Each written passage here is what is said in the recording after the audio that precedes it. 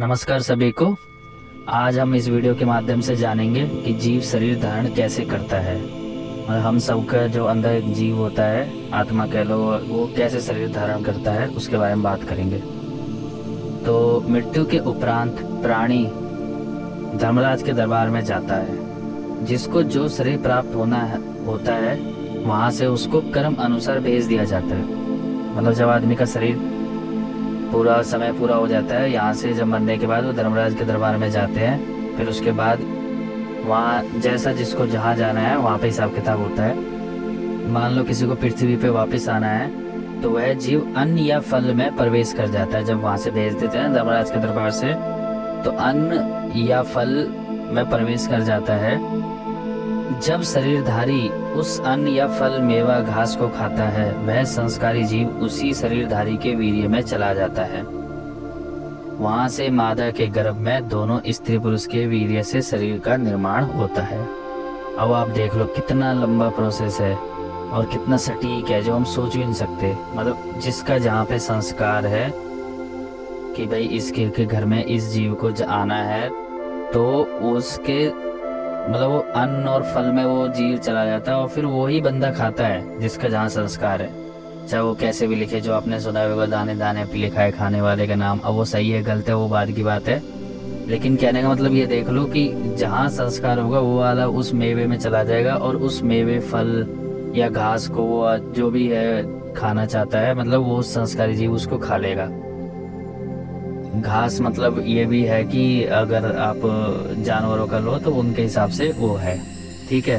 तो समय आने पर बाहर आ जाता है। जब भी समय होगा तब वो बाहर आ जाएगा। जब नर्मदा आपस में संपर्क होंगे, जो आपस के संस्कार होंगे, फिर वो बाहर आ जाएगा। जो स्वर्ग का अधिकारी होता है, मतलब मरने का जिसको वापस नहीं आना, उसके कर्म अभी स्वर्ग वाले हैं, तो वो स्वर्ग में देव शरीर प्राप्त होता है। वो वहाँ कब तक रहेंगे? जब तक हमारे पुण्य रहेंगे, मतलब उस जीव के पुण्य रहेंगे तब तक वो स्वर्ग में रहेंगे। और जो नरक का भागी होता है उसको वह सूक्ष्म शरीर में नरक में चला जाता है। और जो प्रेत पितर का अधिकारी होता है वह उन योनियों को प्राप्त होता है। कब तक? जब तक उनके पाप पूरे नहीं होते तब तक। ये जानकारी हम सभी के लिए बहुत ज़रूरी थी, तो सोचा क्यों ना वीडियो बनाई जाए। अब आप सोच लो कितना हिसाब किताब है उस परमात्मा का, जो हम मतलब दाने दाने पे लिखा है खाने वाले का नाम वाला सिस्टम ही है कि किससे किसका संस्कार जुड़ा हुआ है, वहाँ से वो जीव ऐसे आ जाता है उस अन्न में और फिर उसके हम खाते हैं। और इसमें एक सीख हमें ये भी मिलती है, जो आजकल के लोग मतलब अज्ञानतावश वीर्य को नाश करते हैं, तो ये एक तरीके से हम अपने संस्कार और ही ज़्यादा बढ़ा रहे हैं। मान लो कोई जीव आ गया और उसको हम ऐसे नाश करे जा रहे, तो वो मतलब बर्बाद ही हो रहा है एक तरीके से। वो संस्कार और ज़्यादा बढ़ते जा रहे हैं, वो दोबारा से किसी अन्न में आएगा या जैसे तैसे।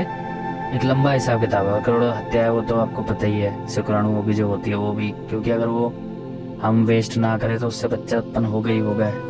कोई वैसी बीमारी ना हो तो मतलब चांस है कि होता ही है। तो अब आप देख लो कितना इम्पोर्टेंट है ये हमारे लिए।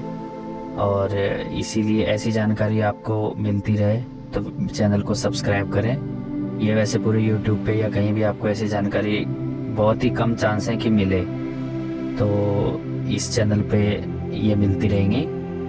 वीडियो को पूरा देखने के लिए धन्यवाद।